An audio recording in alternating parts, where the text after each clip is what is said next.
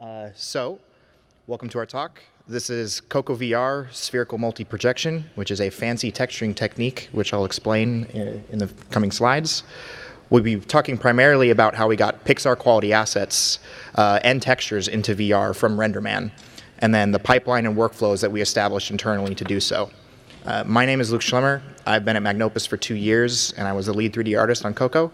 It was my job to sort of bridge the gap between Pixar and Magnopus when it came to the art pipeline. I helped establish workflow and helped create the experimental multi-projection system we'll be talking about today. Xavier Gonzalez was our rendering engineer on the project, and without him, none of this would be possible, and we'd be stuck in the dark ages.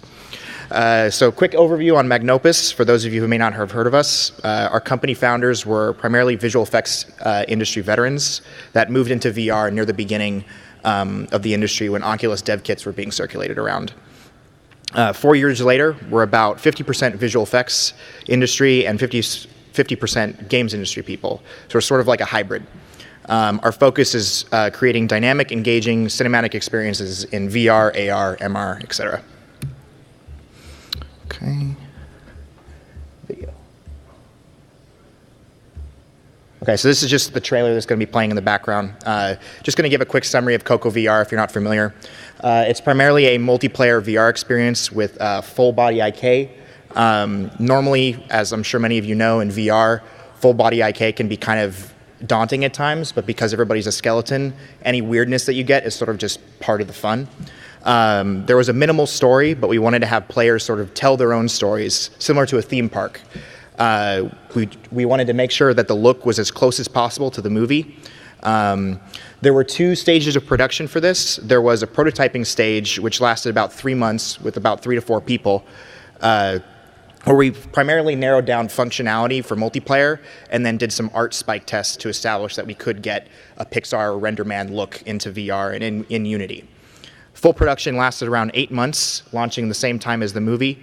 The core team on the Magnopus side was around 8 people, and then it expanded to around 20 near launch. And then we spent about a month to do the 1.1 patch, where we just fixed up some art and performance issues. So the outline for the talk today, we're going to be going over a lot. We're going to try and have some time for Q&A at the end, but if we don't, we'll be available in the wrap-up room after.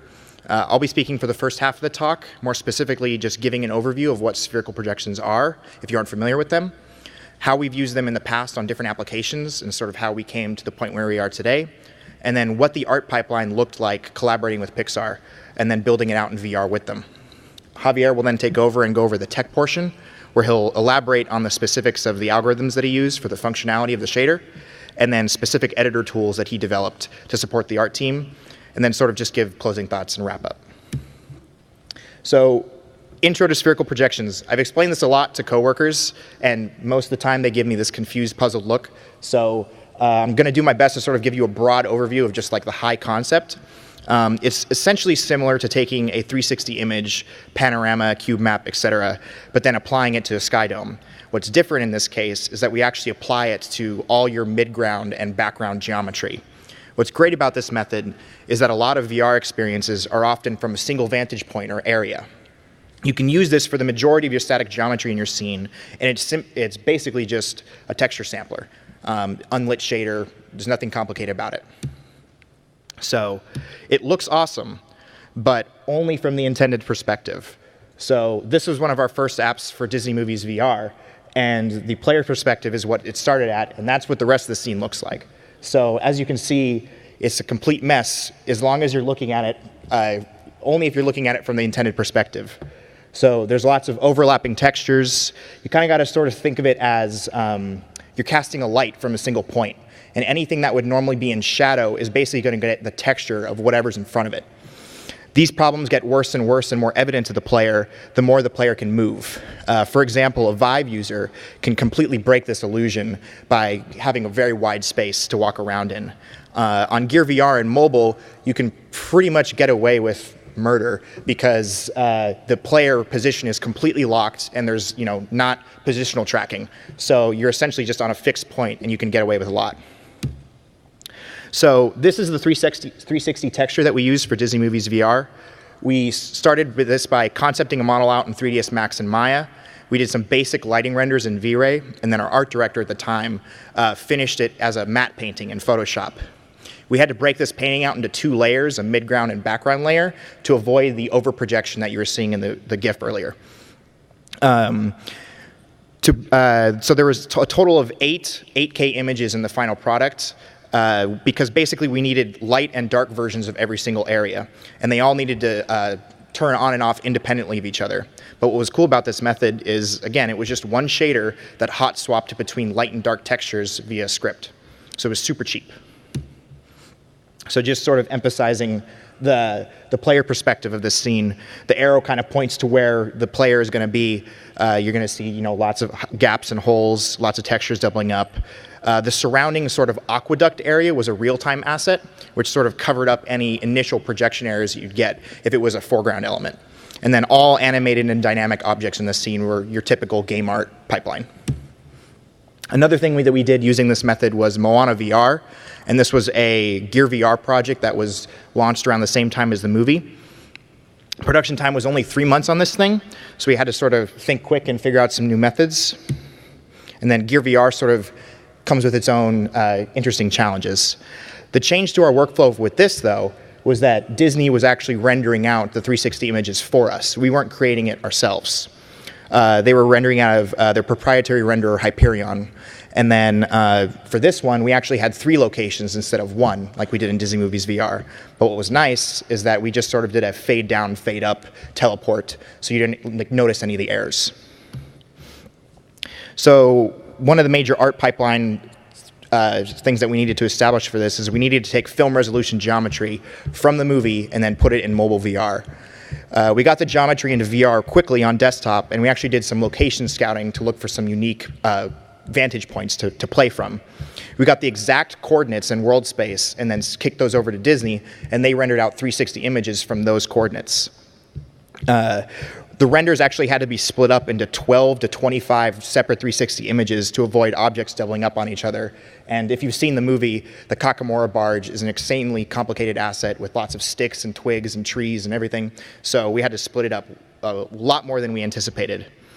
We then spherically projected the UVs in Maya from the world space locations and then atlas them together at the end. So that's the 2 texture atlases for this location.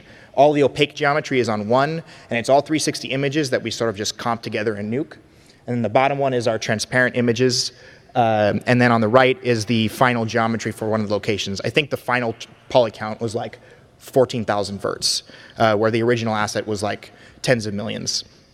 And then all the Kakamora and Coconut guys were your standard real-time assets. So for Coco, in the prototyping stage, once we had our multiplayer tech working, we started to get some assets from Pixar to test in VR as sort of a spike test. This project was much more ambitious in scope compared to our older ones.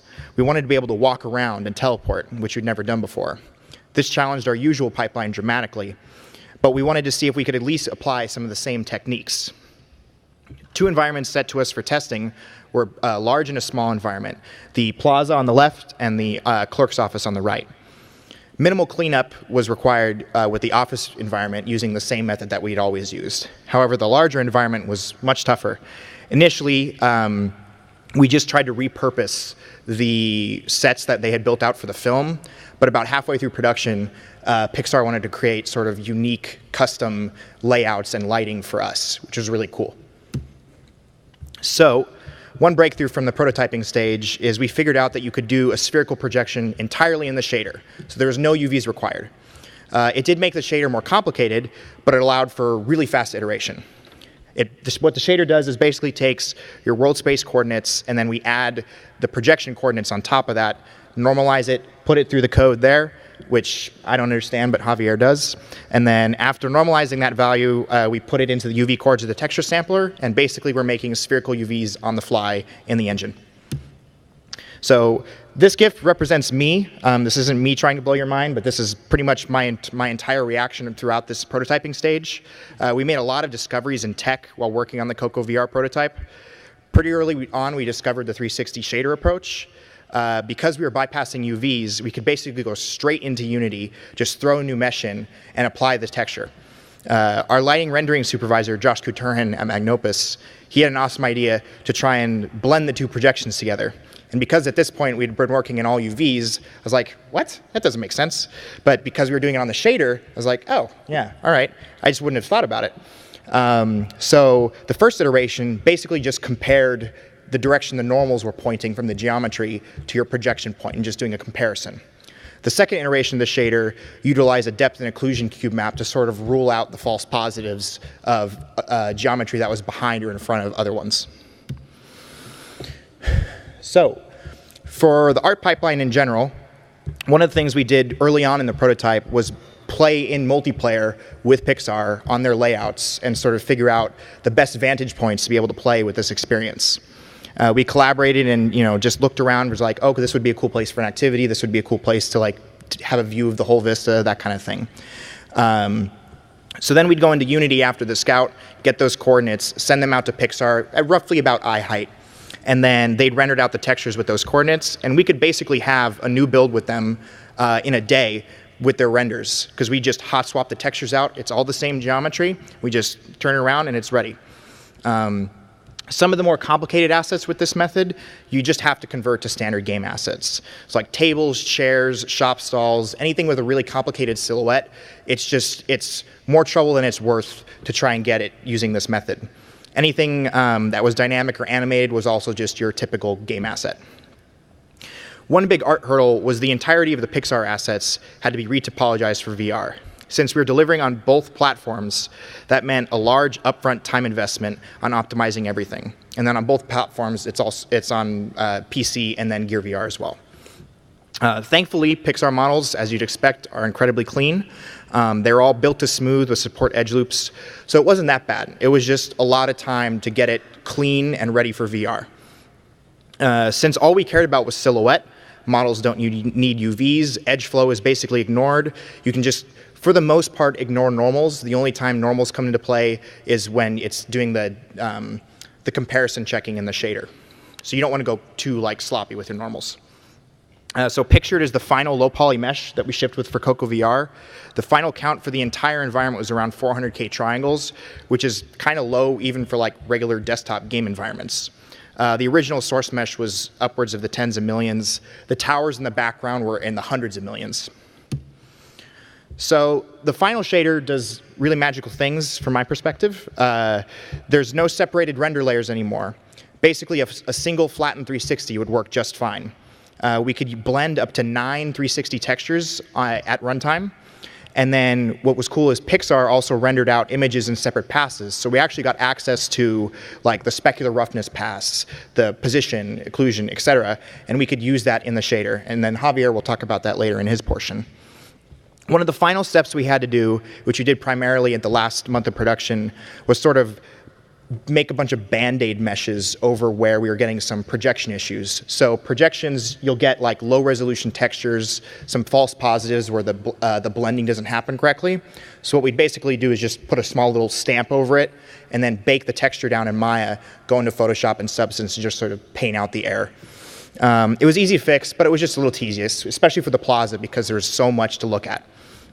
And then pictured here is 2 of the 360 renders that we had for the environments. I overexposed them a little bit so you could see it on the projector. And with that, I will hand it over to Xavier, who will give you the nitty-gritty details of the shader.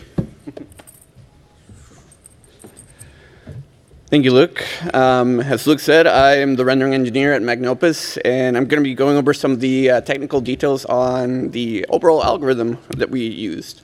So to go in a rough overview of what the shader does is that for every single pixel, we basically test for visibility from a probe's depth cube map.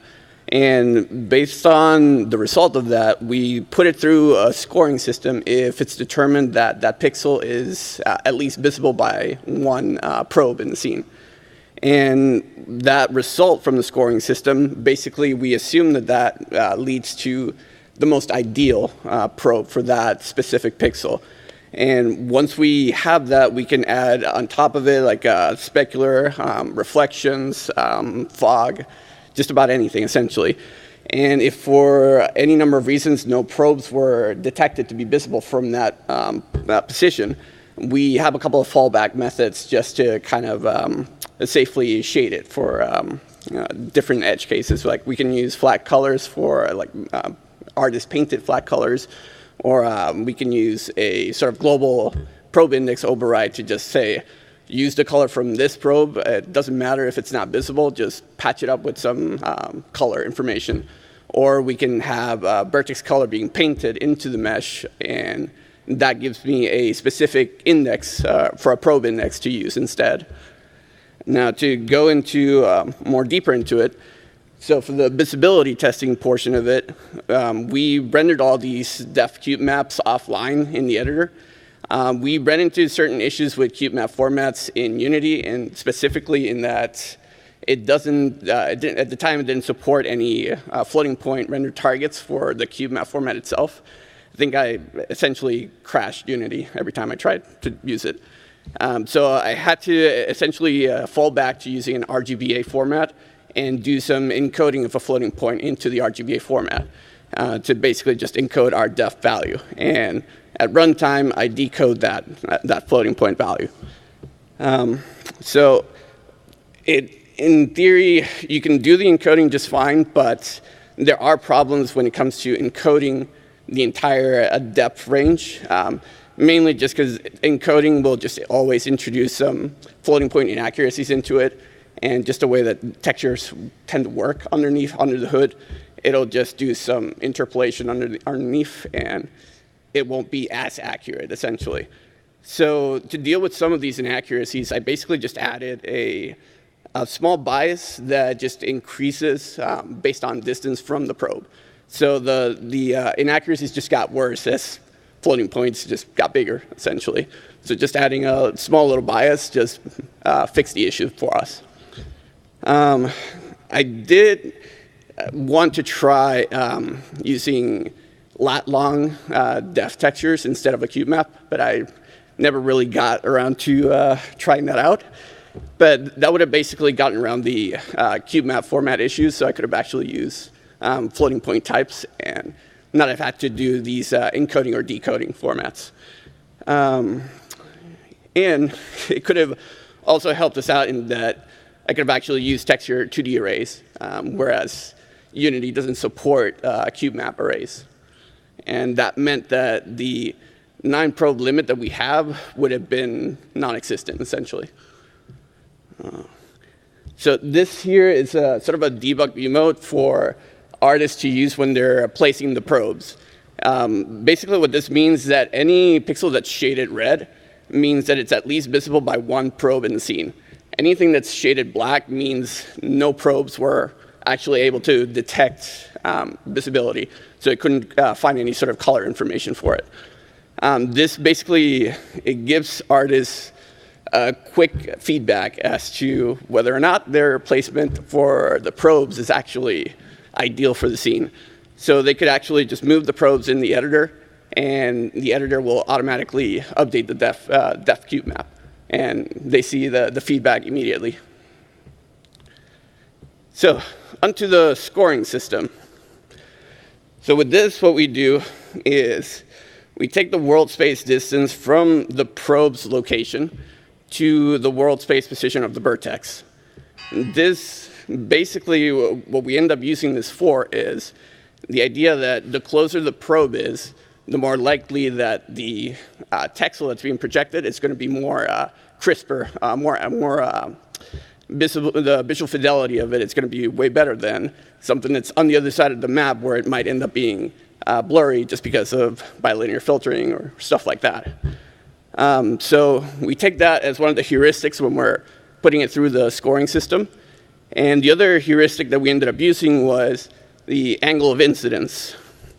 Now, what this means is angle of incidence is just the vector from the position of the vertex to the position of the probe. And I take the dot product between the vertex normal.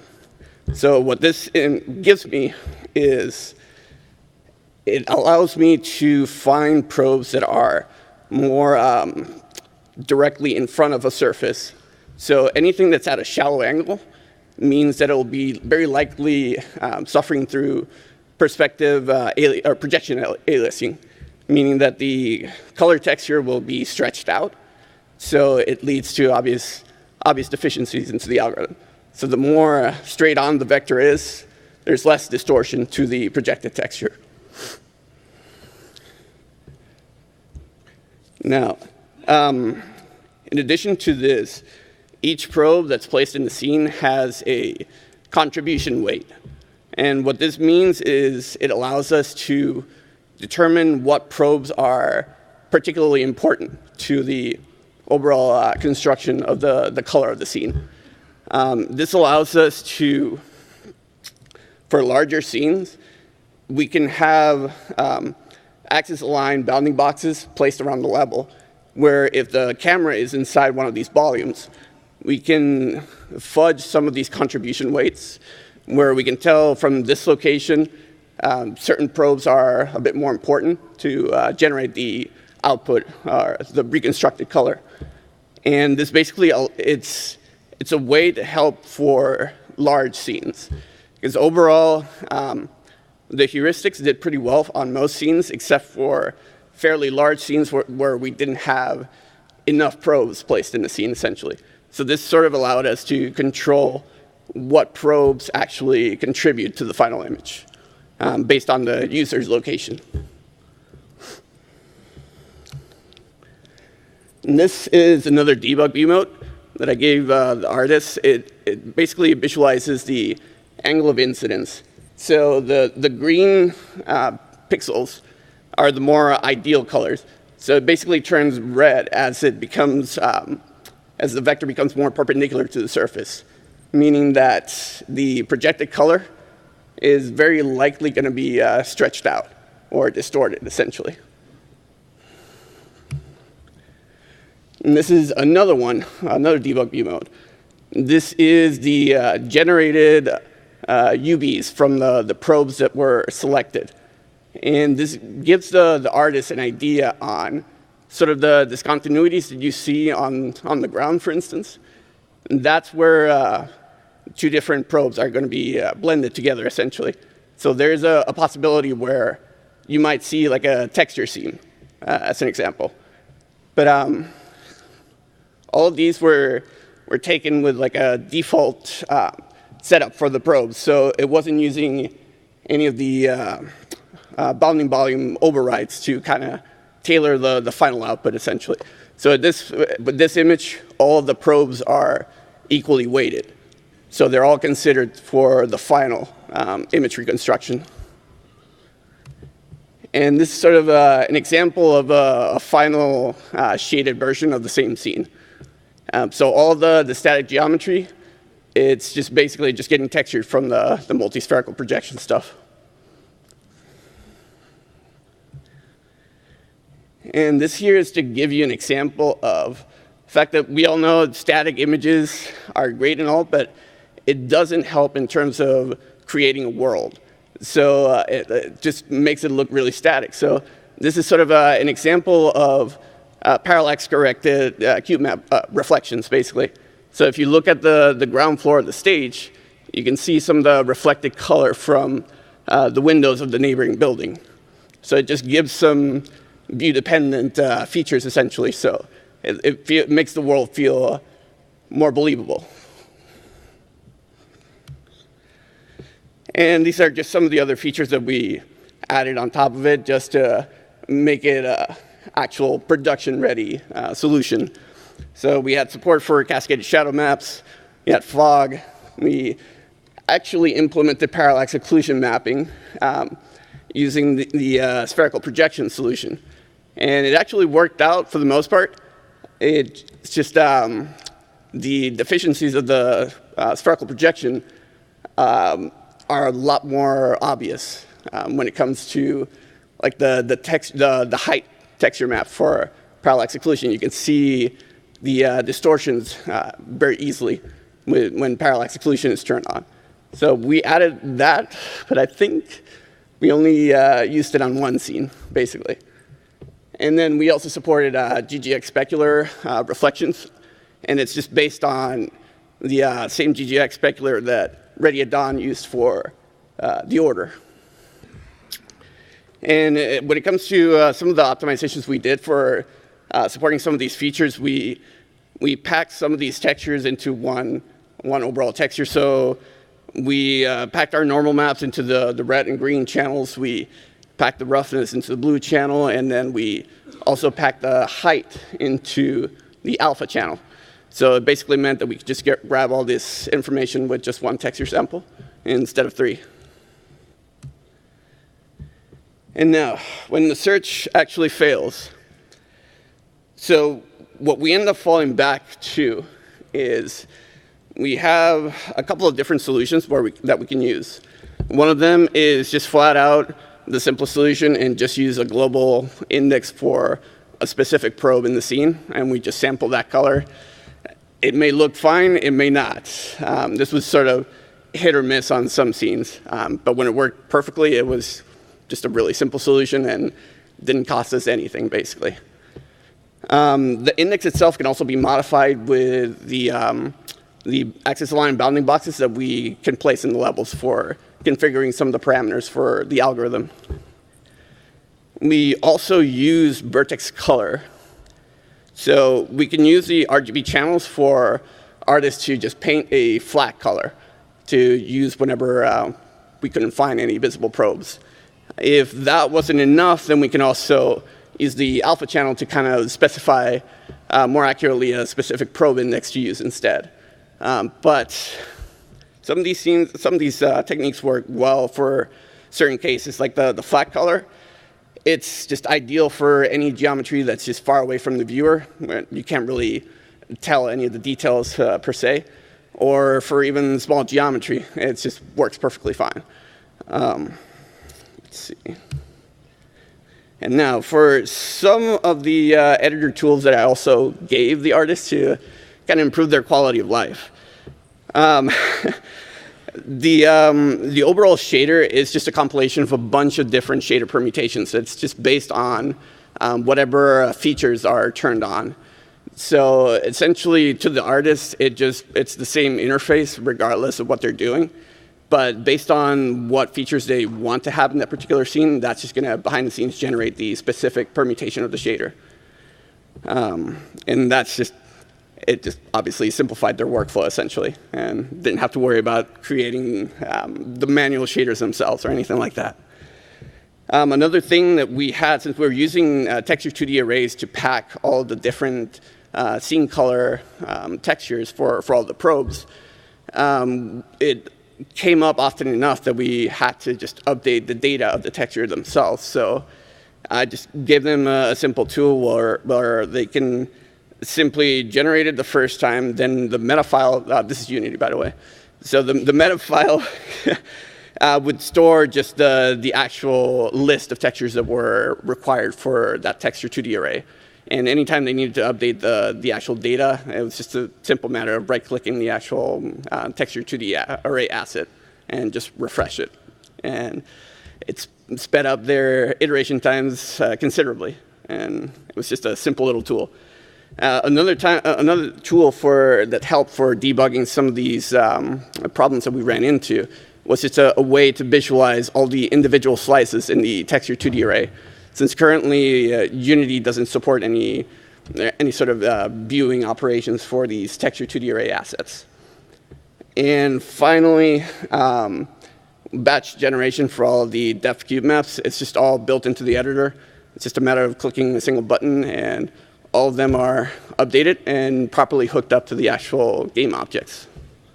So the artist didn't have to do too much there. And then in conclusion, I think the technique itself looks really well. I think people have commented plenty that it looks very beautiful, and art department, Pixar definitely did an awesome job. But I think one of the bigger pictures is that ultimately the way we did things, it allowed Pixar to do all of the baked lighting themselves. So they could make any sort of changes on their end and without any intervention from us, basically. And we just run their generated textures through our pipeline, and within a short amount of time, we're basically updated to include all their lighting changes. Another important thing is performance. This was incredibly cheap in comparison to a bunch of other stuff that's out there. So basically, the most expensive one that I could time was just like 0.8 milliseconds per eye. So it was ultimately like 1.6 milliseconds for both eyes. So this obviously meant that we could add on top of this technique in terms of adding all the additional features like the parallax-corrected cube map reflections, for instance, or any specular lighting. One downside is that for the quality we went for, we ended up using 8K textures for the scene colors. So that obviously meant it was a decent amount when it comes to disk size, and load times were a bit of a hit because of it. But it worked out pretty well. And depending on the quality, you might be okay with just 4K textures. Aside from that, small geometry could prove problematic every now and then. And that was just mainly due to the visibility testing. So the depth cube map was not high resolution. It was like typically 512. But on top of that, we had the decoding, or encoding and decoding of the floating point depth. So that also didn't help us out. But I think the final results kind of do speak for themselves, basically. And that's about it. Opening up for any questions. Oh, well, we're out of time. Thank you. And don't forget to fill out the survey, just in case.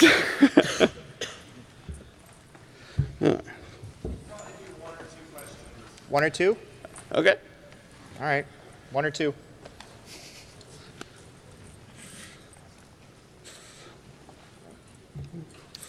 Hi, I have a couple of questions. I might have missed that, but how do you place probes in the scene? You have only 9 probes, Sure. so how do you place them? Yeah, the probes are simple in Unity. They're just simple game objects. Basically, they just have a simple script attached to them. No, my question is rather, how do you decide where to place them? How not to technically place them? So that's where one of the debug view modes that I went over, it just gives you an idea of the coverage that you have based on the probes you've already got in the scene. So what that gives you is the information of the current probes that you've got in the scene. It lets you know how much of the scene is actually properly covered. So basically, artists had to manually tweak the positions. You didn't have any tool that would let you find in some automated position there. Yeah, I would have loved to have had time to play around with that, but unfortunately, no. I didn't have time to come up with something like that. Essentially, I just gave the artists the full ability to place the probes anywhere they wanted in the level. And usually what it meant is we had very discrete locations in a bunch of these levels where the player was going to be. So that usually meant that each one of those spots would have a probe close by. Okay. The second question is, do you blend between probes? So you have this pixel that selects one probe and the neighboring that selects another probe. Do you blend somehow? So for the most part, no. I wanted to get around to doing some potential offline processing to do some of that blending myself, like generating that information essentially, like storing it in a data. Because for the most part, depending on the level, that information, the probe layout, that doesn't change. So I could have done some additional work offline to basically allow for that. But essentially, the blending didn't turn out to be an issue on a lot of the levels. It was more on our biggest level, the Plaza location that Luke talked about. But that was mainly because we didn't have enough probes to cover that properly, essentially. Yeah, go for it. One thing to add, too, is that once we got the initial layout of the probes, they weren't locked in by any means. So, we would do an initial layout, send it to Pixar, and then we'd sort of evaluate, okay, what errors are really egregious, and then potentially some of these could be fixed by just nudging it a couple meters in one direction or one axis or whatever. Mm-hmm. So by the time it was at the end of the project, it was like 4th or 5th or 6th iteration of these locations. So it wasn't locked in by any means. Okay, thanks. Mm-hmm. Good? All right. Thank you. We'll be available for probably 10 minutes after this if anybody has any else questions.